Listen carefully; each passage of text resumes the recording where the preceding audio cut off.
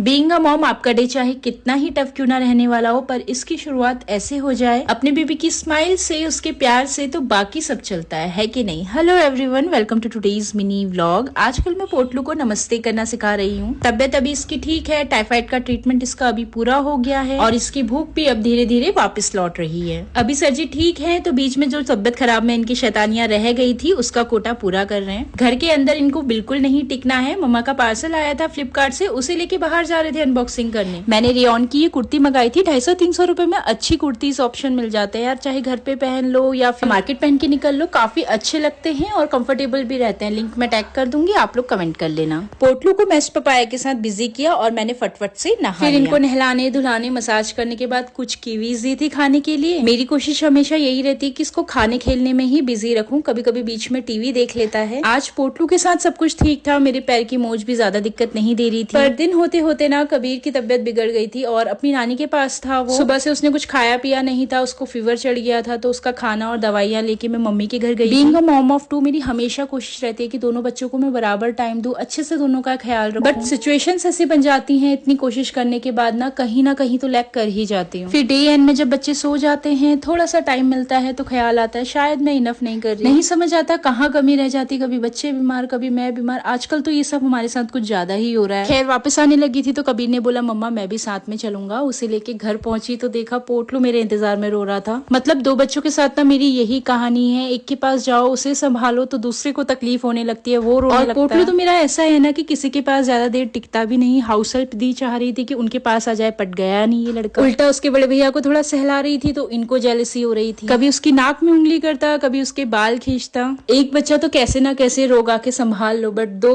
बहुत मुश्किल टास्क हो जाता है। हर दिन आपके लिए एक नया चैलेंज है, एक नया टेस्ट है। इनकी जेलसी, इनकी इनसिक्योरिटीज, इनके बीच टाइम मैनेजमेंट, सब कुछ अकेले ही हैंडल करना होता है। जैसे तैसे इनको सेटल डाउन करके किचन में आ गई थी इनका डिनर प्रिपेयर करने। आजकल इनको पराठे नहीं दे रही हूँ, बट इनकी रोटी में या तो मिक्स ड्राई फ्रूट पाउडर या फिर मिक्स सीड्स पाउडर मिला देती हूँ। बाकी सब्जी वही रहती है जो हम लोग खाते हैं, बस उसमें मिर्ची नहीं होती और नमक कम रखती हूँ। और इन्हें मिक्स करने के लिए ना मैं इन्हें साथ में चॉपर में डाल के चॉप कर लेती हूँ, तो अच्छे से मिक्स हो जाते हैं। क्योंकि मैं कुछ भी बनाऊं, मेरे बच्चों को ना ऐसे मिक्स करके हलवा जैसा बना के खाना पसंद है। और अब तो जनरली हम सभी सेम ही खाना खाते हैं, बस बच्चों की स्नैक्स टाइमिंग में उनके लिए कुछ एडिशनल अलग से नया बना देती हूँ। डिनर टाइम के बाद तुरंत ही मैं इन्हें मसाज करके मेडिसिन खिला के सोने के लिए रेडी कर देती हूँ। और आज तो सोने के टाइम पर भी इन दोनों भाइयों में कंपटीशन चल रहा था। एक्चुअली कबीर थोड़ा बीमार है ना, तो उसे मम्मा से थोड़ा सा ज्यादा अटेंशन चाहिए, पर ये मेरा पोटलू, ये लड़का इतनी आसानी से कहाँ मानता है।